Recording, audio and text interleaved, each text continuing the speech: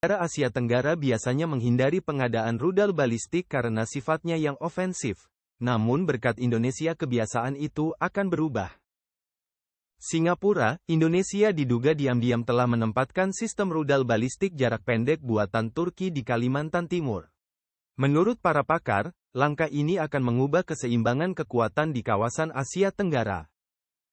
Para pakar mengatakan, belum ada negara di Asia Tenggara yang memiliki kemampuan operasional rudal balistik modern. Dengan kemampuan serangan cepat dan presisi tinggi yang kini dimiliki Indonesia, ujar mereka, dinamika sistem pertahanan kawasan diperkirakan akan mengalami perubahan. Dikaitkan dengan relokasi ibu kota dari Jakarta menuju IKN, serta memanasnya ketegangan di Laut Cina Selatan, pakar mengatakan keputusan memiliki rudal balistik menunjukkan pergeseran yang terukur Indonesia dari Indonesia yang sebelumnya defensif menuju postur yang lebih gesit dengan daya tangkal yang proaktif. Secara geopolitik, langkah ini menegaskan pergeseran Indonesia dari ketergantungan pada negara-negara barat menuju hubungan yang lebih beragam dengan mitra lain seperti Turki, serta memperkuat posisi tawarnya dalam dinamika kekuatan global. Para pakar mengatakan, lokasi penempatan rudal balistik di Kalimantan Timur juga menunjukkan adanya pertimbangan geopolitik, geografis dan simbolis. Kaltim diduga dipilih karena lokasinya yang relatif aman dari serangan langsung, posisinya yang strategis menghadap jalur pelayaran utama di bagian utara, dan perannya sebagai tempat ibu kota baru, IKN, berdiri.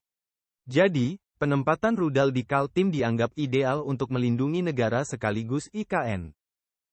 Sistem rudal balistik Han yang dikembangkan oleh produsen senjata asal Turki, Roketsan, pertama kali terlihat oleh penghobi militer di Mako Raipur Ayonarmet 18 Buritkang, Yonarmet 18, di Tenggarong, Kalimantan Timur.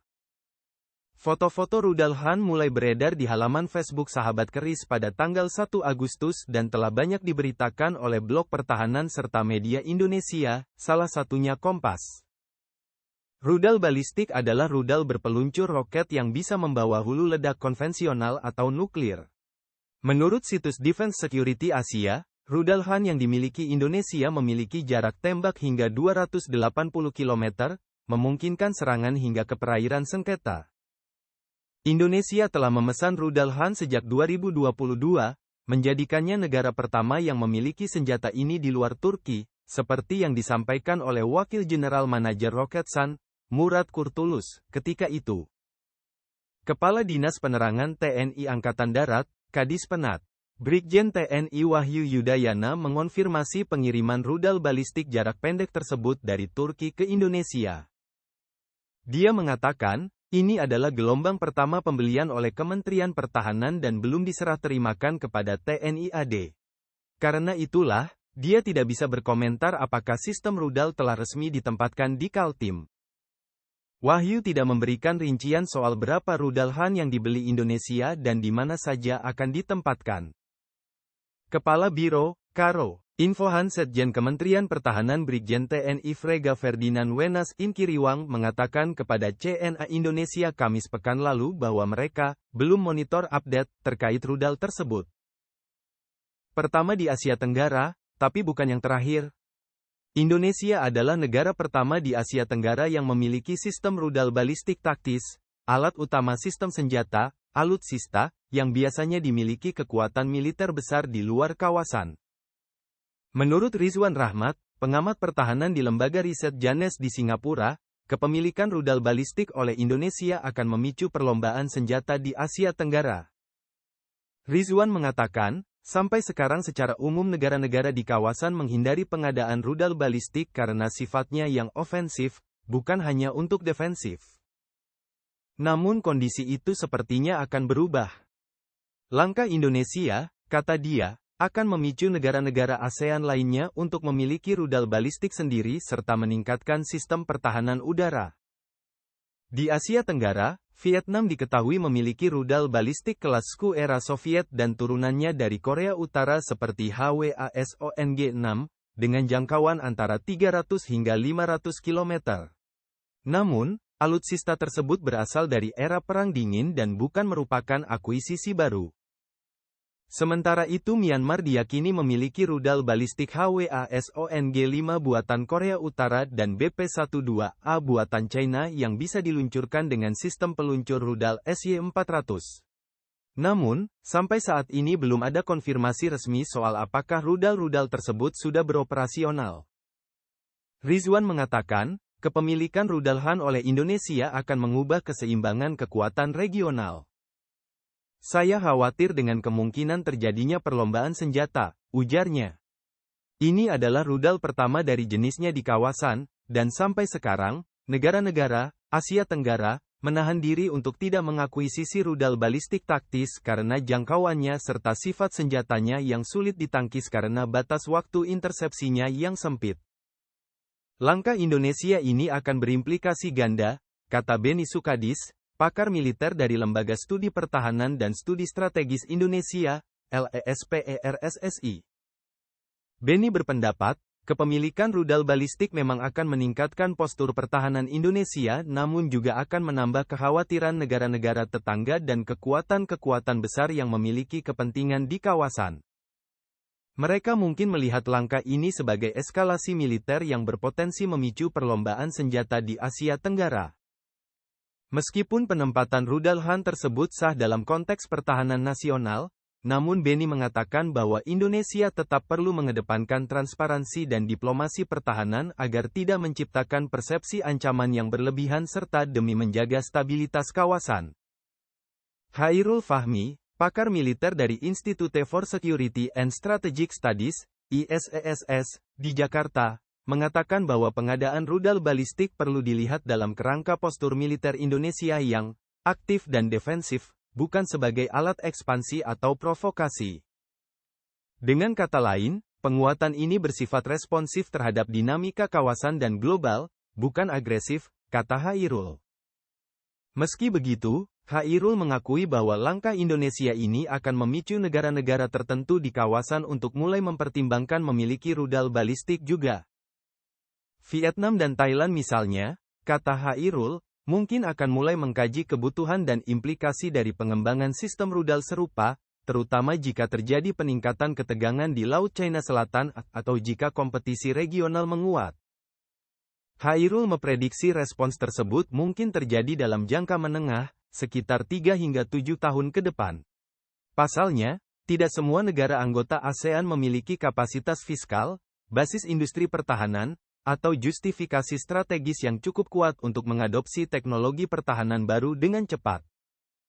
Soal mengapa sampai saat ini Indonesia belum mengungkapkan jumlah rudal Han yang telah dibeli, menurut Khairul hal itu bisa dipahami karena biasanya informasinya terbatas atau bahkan rahasia. Keterbukaan penuh atas jumlah, spesifikasi dan penempatannya, dapat membuka celah yang merugikan kepentingan pertahanan nasional, kata dia.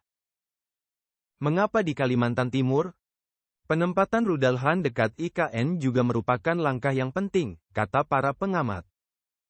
Penggelaran sistem senjata strategis seperti Han mengirimkan sinyal bahwa Indonesia serius dalam membangun arsitektur pertahanan untuk melindungi pusat pemerintahan baru dari berbagai skenario ancaman, termasuk serangan rudal presisi jarak jauh, kata Khairul.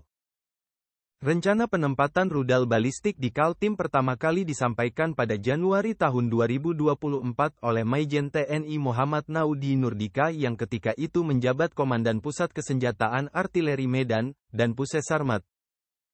Berdasarkan postingan di akun Instagram Pusat Kesenjataan Artileri Medan TNI AD, Naudi yang ketika itu berkunjung ke Mako Raipur Ayonarmat 18 Buritkang mengonfirmasi adanya persiapan kedatangan rudal baru di IKN. Beni mengatakan pemindahan ibu kota dari Jakarta ke IKN tidak hanya mencakup aspek administratif dan pemerintahan, tetapi juga berimplikasi pada reposisi postur pertahanan nasional, termasuk markas komando dan sistem pertahanan strategis. Mengingat Kalimantan Timur akan menjadi pusat pemerintahan baru, keberadaan sistem pertahanan yang andal dan terintegrasi sangat krusial untuk menjamin keamanan wilayah dan pusat kekuasaan nasional, kata Beni. Keberadaan IKN sebagai ibu kota baru Indonesia menempatkan Kalimantan sebagai bagian dari lapis pertahanan inti dan menengah bagi wilayah IKN di masa mendatang. Menurut Khairul, Kaltim dipilih sebagai lokasi penempatan rudal karena secara geografis provinsi ini relatif aman dari ancaman langsung, sehingga cocok sebagai pangkalan logistik dan peluncuran sistem senjata strategis dengan tingkat survivabilitas tinggi. Kaltim juga memiliki nilai strategis karena berdekatan dengan alur Laut Kepulauan Indonesia, ALKI, 2 yang kerap dilintasi kapal perang asing dan kapal militer dalam lalu lintas internasional. ALKI 2 melintasi Selat Makassar antara Kalimantan dan Sulawesi, Laut Flores, serta Selat Lombok. Jalur ini memungkinkan kapal-kapal internasional untuk melintas antara Samudra Hindia dan Samudra Pasifik sesuai dengan Konvensi Perserikatan Bangsa-Bangsa tentang Hukum Laut, UNCLOS, yang memberikan hak lintas melalui alur laut kepulauan yang telah ditetapkan. Kondisi tanah yang lebih kering dan padat di Kalimantan Timur juga menjadi kondisi ideal untuk penempatan satuan rudal bergerak. Dipasang pada platform mobilitas tinggi Tatra 8x8, rudal Han dirancang untuk operasi cepat, tembak dan gerak, menembak, berpindah lokasi, dan menghindari serangan balasan, ujar Rizwan dari Janes. Dibandingkan dengan Pulau Jawa yang tanah lunaknya membatasi mobilitas, Kalimantan menawarkan lokasi geografi peluncuran yang ideal karena memiliki dataran yang lebih tinggi sehingga meningkatkan jangkauan rudal, kata Rizwan. Lokasi ini juga memungkinkan Indonesia mengawasi langsung jalur-jalur maritim penting seperti Selat Makassar dan Laut Sulawesi.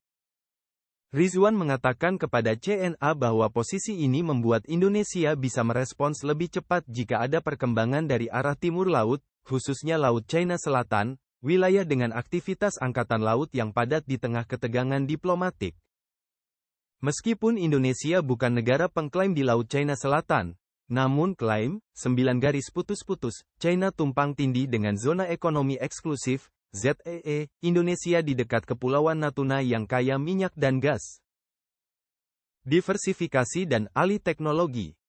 Para pengamat mengatakan, pembelian rudal Han mencerminkan pergeseran orientasi Indonesia dalam membangun kemandirian pertahanan.